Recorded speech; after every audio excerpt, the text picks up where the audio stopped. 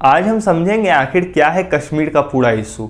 1947 में जब अंग्रेज भारत छोड़ के जा रहे थे और 15 अगस्त 1947 को भारत और पाकिस्तान के बंटवारे के बाद भारत को जो हिस्सा मिला था उसमें 40% प्रिंसली स्टेट्स थे। प्रिंसली स्टेट्स यानी कि जहाँ पे ब्रिटिशर्स का डायरेक्ट शासन नहीं चलता था, मतलब जहाँ पे राजा का शासन चलता था, इसलिए उसे रियासत भी कहते थे। तो जो 40% रियासतें थी वो भारत को नहीं मिली थी और अंग्रेजों ने साफ साफ कहा था कि नियम पूर्वक सभी रियासतों से पूछा जाएगा, वो चाहे तो भारत के साथ जुड़ सकते हैं या पाकिस्तान के साथ जुड़ सकते हैं या फिर इंडिपेंडेंट रह सकते हैं। लेकिन रियल वर्ल्ड में सब कुछ इतने आसान तरीके से एग्जिस्ट करता नहीं है, क्योंकि जब एक देश बनाना होता है तो हर एक तरीका अपना लिया जाता है।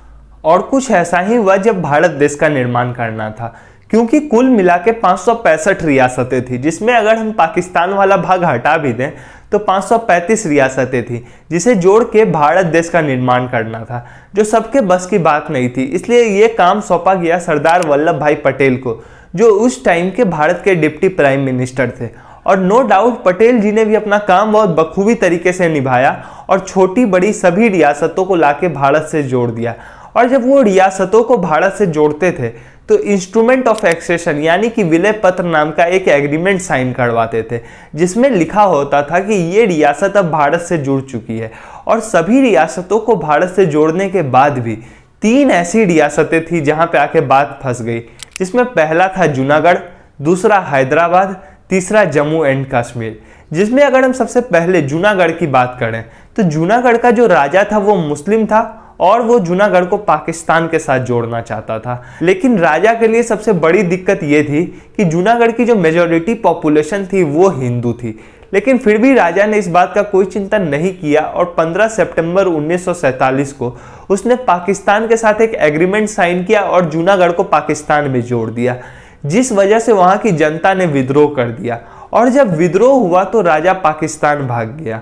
और जब विद्रोह धीरे धीरे फिर राजा के पाकिस्तान भागने के बाद शांत हुआ तो जूनागढ़ में प्लेबिसाइड करवाया गया। प्लेबिसाइड यानी कि वहां की जनता वोटिंग के थ्रू तय करेगी कि उन्हें पाकिस्तान में जुड़ना है या भारत में जुड़ना है या फिर इंडिपेंडेंट रहना है। और जब जूनागढ़ में प्लेबिसाइड करवाया गया तो वहां पे 99% जो वोटिंग थी वो जूनागढ़ को भारत में जोड़ने के पक्ष में हुई और उसी दिन से जूनागढ़ भारत का एक अंग बन गया। और एक बात, जब अंग्रेज देश छोड़ के जा रहे थे तो उन्होंने दोनों ही कंट्री का जो डिफेंस है वो अपने हाथों में रखा था और इंडिया और पाकिस्तान दोनों ही कंट्री के जो कमांडर थे वो अंग्रेज थे। ये चीज़ अंग्रेजों ने बहुत अच्छी की थी, क्योंकि अगर वो ऐसा नहीं करते तो दोनों ही देशों के बीच उसी वक्त कई और लड़ाइयाँ हो सकती थी। और अभी तक तो हम देख लिए कि जूनागढ़ भारत में कैसे जुड़ा। लेकिन जूनागढ़ को भारत में जोड़ने के बाद 2 और रियासतें बची थी, जिसमें पहला था हैदराबाद, दूसरा जम्मू एंड कश्मीर। जिसमें अगर हम हैदराबाद की बात पहले करें तो हैदराबाद का जो राजा था वो मुस्लिम था और वो हैदराबाद को पाकिस्तान के साथ जोड़ना चाहता था। लेकिन ये चीज़ प्रैक्टिकली पॉसिबल नहीं थी, क्योंकि हैदराबाद इंडिया के बिल्कुल बीचों बीच आता है और ये बात राजा को भी बहुत अच्छे तरीके से पता थी और वो थोड़ा जूनागढ़ के राजा का हाल देख के थोड़ा डरा हुआ भी था। इसलिए उसने गवर्नमेंट ऑफ इंडिया के साथ एक stand and still agreement sign किया, जिसका मतलब था कि जो चीज़ अभी जैसे है वैसे ही रहने दी जाएगी और 1 साल बाद डिसाइड होगा कि भारत के साथ जुड़ना है या पाकिस्तान के साथ जुड़ना है या फिर इंडिपेंडेंट रहना है। और पटेल जी भी इस बात से ओके थे, क्योंकि उन्हें भी अपना मेन फोकस अब हैदराबाद को छोड़ के जम्मू एंड कश्मीर पे करना। और अभी तक हम लोग ये तो समझ ही गए कि हैदराबाद और जूनागढ़ को पाकिस्तान के साथ जोड़ना प्रैक्टिकली पॉसिबल नहीं था। लेकिन जम्मू एंड कश्मीर के साथ ये बात नहीं थी, क्योंकि कश्मीर का जो बॉर्डर था वो बिल्कुल पाकिस्तान से सटा हुआ था और कश्मीर में जो मेजॉरिटी पॉपुलेशन थी वो भी मुस्लिम थी। और जिन्ना ने जूनागढ़ में प्लेबिसाइड भी देखा था, इसलिए वो बहुत ज़्यादा होपफुल थे कि कश्मीर पाकिस्तान का हिस्सा बन जाएगा। लेकिन प्रॉब्लम ये थी कि जम्मू एंड कश्मीर के जो राजा थे, राजा हरि सिंह, वो एक हिंदू थे और वो कश्मीर को बिल्कुल इंडिपेंडेंट रखना चाहते थे। लेकिन राजा को भी ये बात बहुत अच्छे तरीके से पता थी कि जो रियासत इन दोनों देशों के बीच में आके फंसेगी उसके लिए इंडिपेंडेंट रहना लगभग नामुमकिन है। और राजा के पास इंडिपेंडेंट रहने के अलावा जो 2 ऑप्शन थे वो दोनों भी बड़े ही प्रॉब्लमेटिक थे, क्योंकि पहला, अगर वो जम्मू एंड कश्मीर को पाकिस्तान के साथ जोड़ देते हैं तो पाकिस्तान एक इस्लामिक कंट्री है, वहाँ पे एक हिंदू राजा का टिक पाना बहुत ही मुश्किल था। दूसरा, अगर वो इंडिया के साथ जुड़ते हैं तो नेहरू जी आए दिन लोकतंत्र की बात कर रहे हैं, वहां पे भी एक राजा का टिक पाना बड़ा ही मुश्किल था।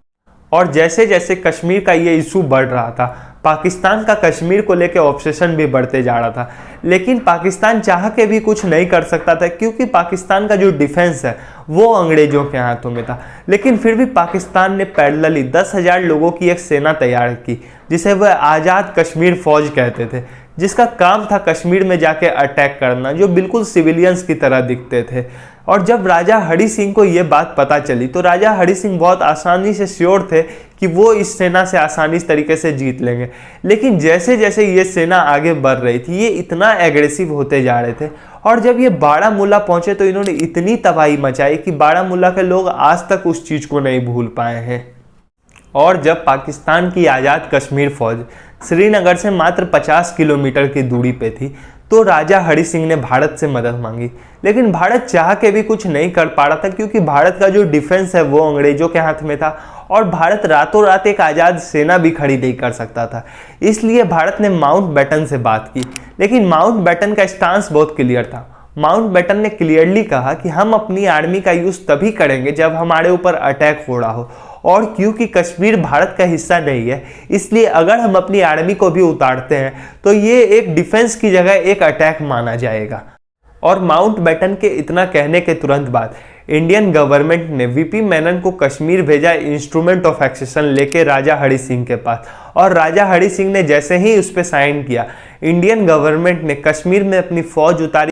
और जैसे जैसे पाकिस्तान की आज़ाद कश्मीर फौज को भारत ने पीछे करना शुरू किया तो मोहम्मद अली जिन्ना ने भी चाहा कि वो भी अपना डिफेंस कश्मीर में उतारे, जिसके लिए उन्होंने माउंटबेटन से बात की। लेकिन माउंटबेटन का स्टांस वहाँ भी बिल्कुल क्लियर था, उन्होंने वही बातें पाकिस्तान से भी कही जो उन्होंने इंडिया से कही थी कि क्योंकि कश्मीर अभी पाकिस्तान का हिस्सा नहीं है इसलिए हम अपनी आर्मी को अगर उतारते हैं तो ये एक डिफेंस नहीं एक अटैक माना जाएगा, इसलिए हम अपनी आर्मी को नहीं उतार सकते हैं। और माउंटबेटन के इतना कहने के तुरंत बाद मोहम्मद अली जिन्ना ने भी कहा कि हम भी कश्मीर और भारत के इस एग्रीमेंट को नहीं मानते हैं क्योंकि जूनागढ़ और पाकिस्तान के बीच में भी जो एग्रीमेंट हुआ था उसे नहीं माना गया था और वहाँ प्लेबिसाइड करवाया गया था। तो माउंटबेटन ने भी यही इंडिकेशन दिए कि जब कश्मीर में युद्ध विराम हो जाएगा तो कश्मीर में भी प्लेबिसाइड होगा। लेकिन इन सब के बीच ही इस इतनी लंबी चल रही कंट्रोवर्सी को रिजॉल्व करवाने के लिए नेहरू जी यूएन पहुंच गए, और यूएन पहुंचने के बाद यूएन का जो रिजोल्यूशन आया उसमें 3 बातें लिखी थी। पहला कि जो अभी जहां है वहीं रुक जाए, लड़ाई को आगे कंटिन्यू ना करे। यूएन का जो दूसरा रिजोल्यूशन था उसमें यह लिखा हुआ था कि कश्मीर से पाकिस्तान को अपनी आज़ाद कश्मीर फौज को बिल्कुल पूरी तरह से खाली करना होगा, उसके बाद इंडियन गवर्नमेंट अपनी आर्मी वहां से खाली करेगी। और तीसरा कि जब यहाँ पे कश्मीर में सब कुछ बिल्कुल सही हो जाएगा तो कश्मीर में प्लेबिसाइड करवाया जाएगा। लेकिन उसके बाद से आज तक कश्मीर से पाकिस्तान ने अपनी आज़ाद कश्मीर फौज को पीछे नहीं किया है, जिस वजह से कश्मीर का आज तक कोई सॉल्यूशन नहीं निकल पाया है। और जिस पॉइंट पे आज तक ये लड़ाई रुकी हुई है उसे एलओसी यानी कि लाइन ऑफ कंट्रोल कहते हैं, और कश्मीर के जितने एरिया पे पाकिस्तान ने अपनी आर्मी को रखा है उसे पीओके यानी कि पाकिस्तान ऑक्यूपाइड कश्मीर कहते हैं। आई होप आप समझ चुके होंगे आखिर क्या है कश्मीर का पूरा इशू।